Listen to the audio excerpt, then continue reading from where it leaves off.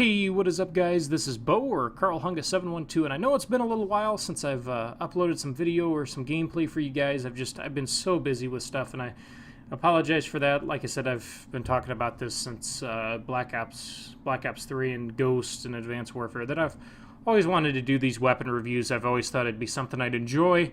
It could be something you guys would enjoy. Get some tips from an ex-competitive player who mostly plays pubs. Now, I don't play too much competitive anymore. Unfortunately, just don't have a group of 4 people that can play on a consistent basis. So that's part of the reason why. And the jetpack games aren't quite as fun. But I'm actually pretty good at Infinite Warfare and Black Ops 3. Those 2 games I've been pretty decent at. So I figured I'd give you guys a few tips and pointers here.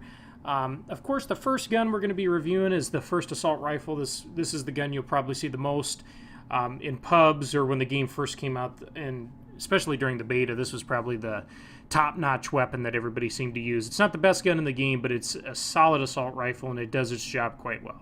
And that is the NV4. Now, of course, you guys are probably saying right from the start, well, tell me about the damage and what to expect out of the gun. Well, the gun does between 30 and 23 damage, which means the NV4 will kill you between 4 and 5 shots. Now, one thing that they changed from Call of Duty Ghosts that Infinity Ward made previously was a lot of the guns on Call of Duty Ghosts were 3-shot kill weapons, and then you also had really high headshot multipliers, which, of course, especially with the Vector and the MTAR and the Remington, those guns were really, really melty type of weapons. So they decided, of course, in Infinite Warfare, to tone that back a little bit. People didn't like getting melted quite that quickly, which I understand that. I enjoyed Ghost, but a lot of people didn't enjoy the quick kills in that game, so they tailored that down to a 4 to 5 shot kill range. Now, one thing I will tell you guys is that 4-shot kill range on the NV4 goes all the way out to 40 meters. I'm going to tell you guys this, I'd say 98% of the time you are not going to fight somebody past 40 meters. So basically what I'm trying to say is, to start off with, when you're trying to select attachments for this gun, I'm just going to say it before I even recommend attachments to this, don't run long barrel or rifled barrel on this gun. Like I said, the 4-shot kill range is already 40 meters. Basically, there's very few spots on the map where you're going to be taking shots longer than 40 meters. Basically, this gun is going to be a 4-shot kill weapon anywhere on the map. This is good for countering snipers, countering people on head glitches across the map. But this gun is best for playing a traditional assault rifle role. Now, what that means is, in older Call of Duties, typically an assault rifle player kind of sit back. I guess you could call it being campy a bit. I don't consider it being campy. I consider it being smart. Kind of like right here, what I'm doing here. This is what that gun is best for, right there, that example there. Getting on a head glitch, controlling corridors, controlling the map. That's what this gun is best for. Basically, you're going to, again, it's a 4-shot kill from all the way across the map.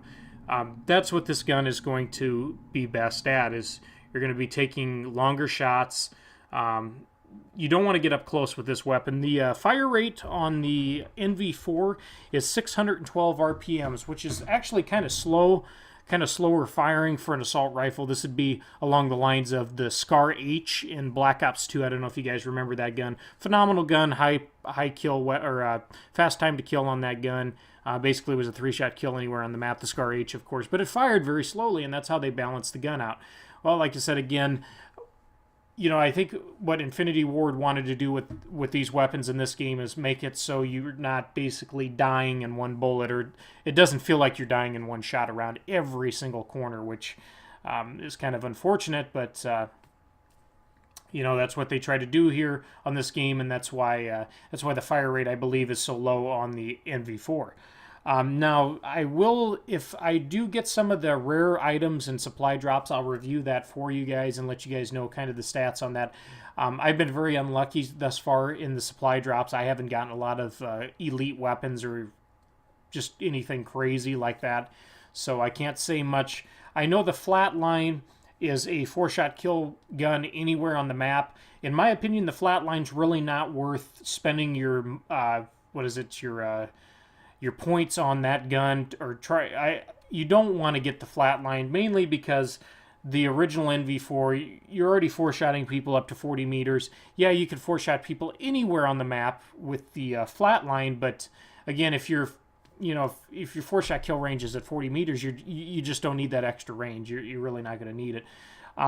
Now, according to Drifter, if I remember correctly, the Vigilance fires at 759 RPM, which it doesn't show you that on the weapon stats, but if you do side testings or side tests, you'll find that it shoots at an extremely high rate of, like I said, 759 compared to 612 on the original gun.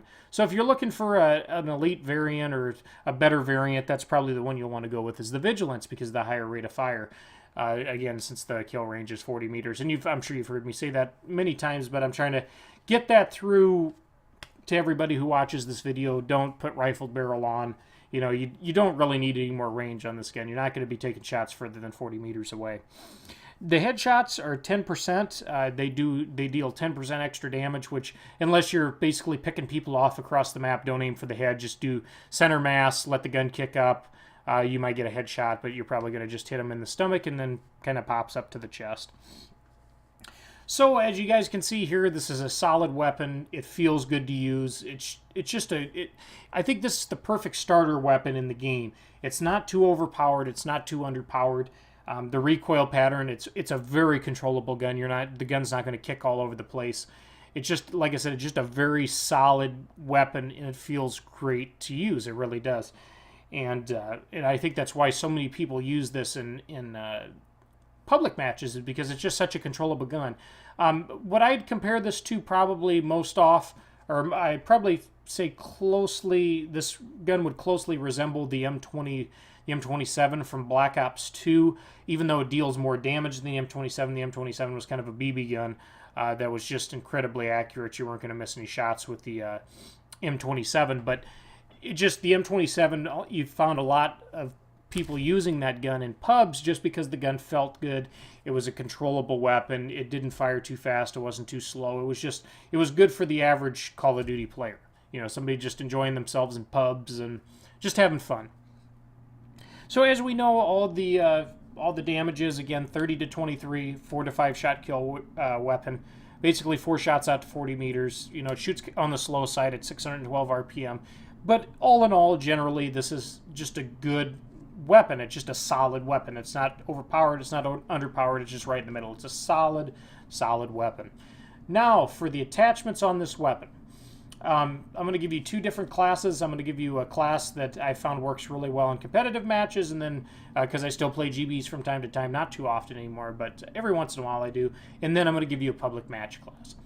I'll start off with the pubs, because that's probably what most of you guys play. For public matches, I recommend Quick Draw if you're playing pubs or if you're playing competitive. I always recommend Quick Draw in Call of Duty Infinite Warfare. The game is chaotic, it's fast-paced, people are everywhere, people are spawning everywhere. I recommend Quick Draw on everything.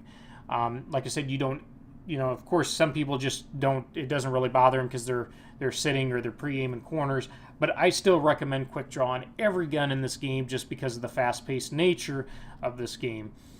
Grip, I do not recommend. Some people just, it's a feel thing. They feel like they play better with grip. If you're that way, you can definitely run grip, but grip isn't as useful in this game as it was in some of the past Call of Duties. And again, this gun, the recoil pattern is so controllable, you really don't need grip on this weapon. So, like I said, right from the start, recommend Quick Draw, pub matches, competitive. The sight I'm using here, I actually really enjoy. Some people might not, because it's kind of a bigger, bulkier sight. Which I usually just go with the reflex sight, the normal red dot. The Elo sight's phenomenal too, but I really like the Trojan sight on this weapon. I don't know what it is. It's just a very clear, it's very easy to use, it's just a big target on the enemy. And I recommend the Trojan sight. If you're playing competitively, most competitive players are probably going to use the ELO or the reflex on this gun, which there's nothing wrong with that. In my opinion, when it comes to red dot sights, especially like if you look back at Black Ops 1, which I'm going to do some throwback Black Ops 1 weapon guides for all you guys who play backwards compatible Black Ops 1. That's a little thing I'm going to throw in there for you guys real quick. But when it comes to like the Trojan sight, the reflex sight, the ELO sight, the VMC sight, all those sights are pretty much identical. It's just the shape and the reticle might be just a touch different, and it's just some people might prefer that to another sight. So when it comes to a sight, I think the iron sights are actually plenty clean. If I was in competitive, I probably wouldn't run a red dot sight on this, maybe in search. So I'd recommend just iron sights in competitive, but in pubs, I'd say the Trojan sight. I really enjoy this sight. It's really, like I said, you've got a big sight. It's clean. It's not, the reticle isn't too big. You basically just have a really clean sight on the target. So I'm going to say Trojan sight, and I'm going to say stock. If you're playing competitively, I'd recommend stock and quick draw. Like I said, rifled barrel I wouldn't recommend. Maybe FMJ if you're planning on wall banging people. But for competitive class, quick draw, stock, and you're set to go. If you really want a red dot sight or a Trojan sight, something to keep, something that's a little easier to use, I'd recommend that for competitive class. In pubs, I'd recommend the Trojan sight. I'd recommend quick draw, and it depends on if you'd rather run stock or if you'd rather run suppressor. In pubs, I'd rather run suppressor and ghost with this class, but like I said, in competitive, the suppressor I wouldn't put on anyways. But again, it's the 4-shot kill range is so far on this gun, the suppressor is not going to limit your damage. It's going to keep you off the mini-map. You're not going to have the entire team swarming you. So I'd recommend, again, in competitive, basically quick draw and stock. If you're going to run pubs, I recommend the Trojan sight, quick draw, and suppressor to keep you off the mini-map. Like I said, if you prefer stock, you could do stock, iron sights, and suppressor if you'd like. That's another good setup. Like I said, I love stocks on assault rifles. I've always been an AR player, so I like being able to strafe and basically be competitive with submachine guns up close. But I hope you guys enjoyed this video. I hope it helped you out. I hope it's useful for you guys. I want to know if you guys enjoy me doing these type of videos. I've always wanted to do them. But I'm going to try to get you guys some of the best gameplay that I can, give you guys some really good tips and pointers, especially from an ex-competitive player. Like I said, I don't play it as much anymore, but you know, I think I'm still a pretty decent player. I think my score per minute's like 550 in this game, and I think my KD is like a 2-1 or something, or a 2-2, something like that. It'll show at the end of the game. But let me know if you guys enjoy these videos, if they help you out. I'd like to hear your class setups too. But I hope you guys enjoyed this video. I'll see you next video, and bow out.